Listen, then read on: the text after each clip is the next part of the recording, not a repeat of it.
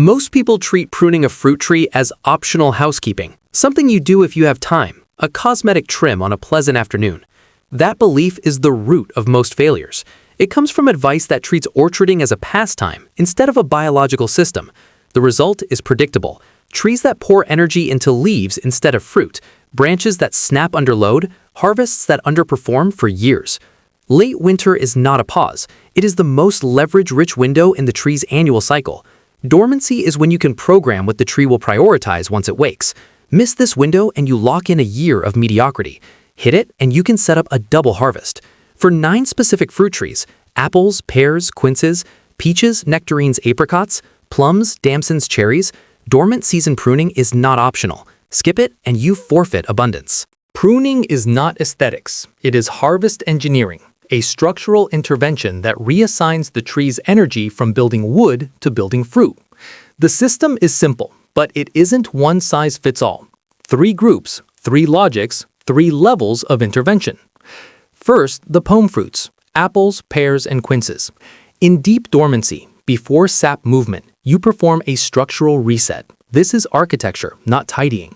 Your cuts decide how the tree will allocate resources, manage load, and resist disease for decades.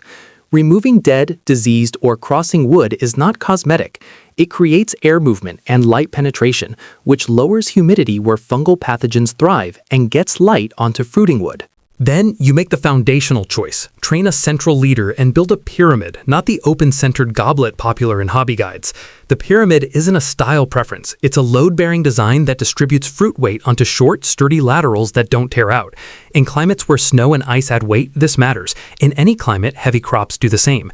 You are not cutting for shape. You are engineering a framework that carries high yields without failure.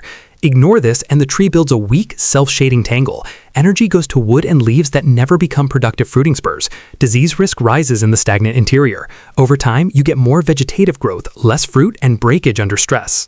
The biological sequence that follows your cuts is not guesswork. The tree registers wounds, hormones shift, apical dominance and resource flow are rebalanced. Buds you keck receive more carbohydrates and water because you remove their competitors. As the sap begins to move and buds approach swell, that concentrated supply accelerates development. At fruit set, you see the outcome. More fruiting sites supported by a structure that can carry them. By early season, fruit size and numbers reflect decisions you made in dormancy.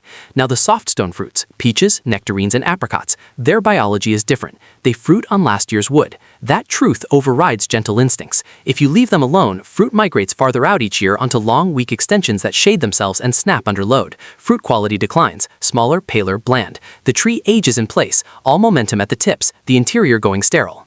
The response is counterintuitive to hobby gardening. Cut hard and dormancy to force renewal. You are not being cruel, you are creating fruiting wood. Severe pruning resets hormonal signals and pushes vigorous new shoots that will be next year's crop.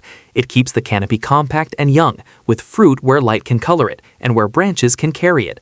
Without that intervention, the tree cannot self-correct. It will not spontaneously rebuild productive wood inside the canopy. Your cut is the switch that turns vegetative vigor into fruiting potential. Finally, the hard stone fruits, plums, damsons, and cherries. These do not want the same treatment. They need a lighter, more conservative hand. With plums and damsons, the goal is to relieve congestion, admit light, and maintain airflow, but without the aggressive regeneration cuts used on peaches. With cherries, restraint is critical. They are vulnerable to diseases that enter through pruning wounds, so you remove only dead or damaged wood and avoid unnecessary injury. The logic here is health maintenance, not forced vigor. You respect each species' biology instead of forcing uniform rules. All of this is governed by non-negotiables. Timing is everything.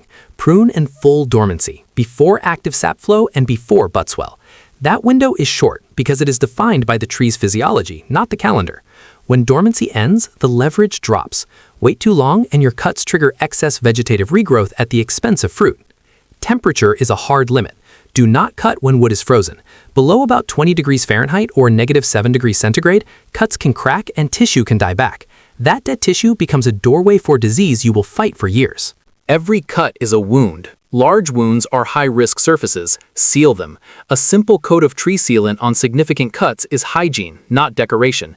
It blocks pathogens when the tree is least able to defend itself.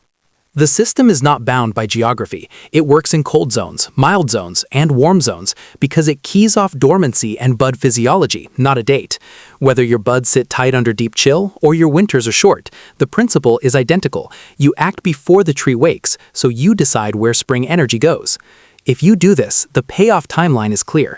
Year 1, fruit quality changes because you concentrated resources. Fewer competing shoots means more light, air, and carbohydrate flow to the fruit you kept. You see cleaner skin and larger size because you didn't ask the tree to feed a tangle of non-productive wood. Year 2, the tree's form stabilizes. A central leader with well-spaced tiers on apples, pears, and quinces. Regenerated, well-lit fruiting wood on peaches, nectarines, and apricots. Uncluttered, breathable structure on plums and damsons. And a healthy, minimally wounded cherry. The canopy is now designed for production and access. Spraying, netting, and harvest become straightforward because you built reachable, strong scaffolds. By year 3, the doubled harvest becomes the baseline, not the surprise.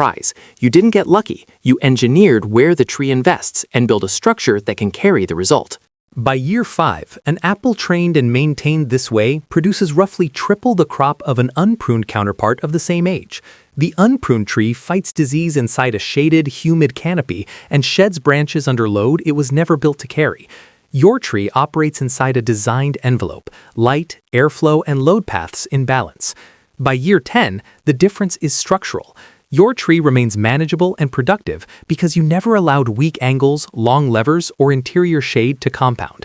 The unpruned tree is a dense, brittle mass that now requires drastic cutting just to prevent failure, with years of lost production as it recovers.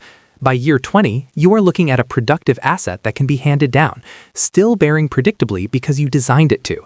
The neglected tree is often failing outright, disease-ridden, storm-damaged, or removed. Put numbers on a single apple tree. A mature, well-structured tree can produce 200 to 300 pounds of fruit in a good year. At $2 to $3 per pound for organic apples, that is $400 to $900 in food value, repeatedly. The unpruned version may give 50 to 100 pounds, smaller and scabbier, worth perhaps $100 to $200 if you can use it. Over 20 years, that single decision in dormancy creates a $6,000 to $14,000 gap per tree. This is not a hobby expense. It is a high-return, low-risk investment in food. Consider the seasonal contrast. Midsummer, the unpruned tree is a wall of leaves with a few hidden, undersized fruits.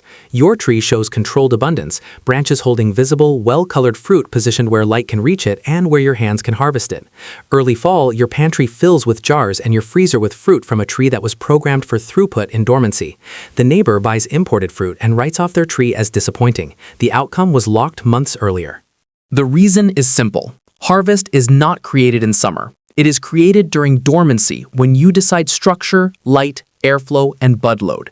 That is the only moment when small, precise actions trigger a cascade of biological responses you cannot achieve later. The leverage you exercise in that window compounds across years and decades. This is what most people miss when they treat pruning as a chore. You are not tidying, you are operating a system. With pome fruits, you build a pyramid that carries weight and resists disease. With soft stones, you drive renewal to keep fruit on vigorous, well-lit wood. With hard stones, you maintain health with a conservative touch, especially on cherries. You time cuts to dormancy, respect temperature limits, and seal significant wounds. You exploit the tree's hormonal logic to move energy where you want it. If you ignore this, failure is predictable. Energy goes to wood, not fruit. Pathogens move into shaded, humid interiors. Branches fail under load. Management becomes harder each year.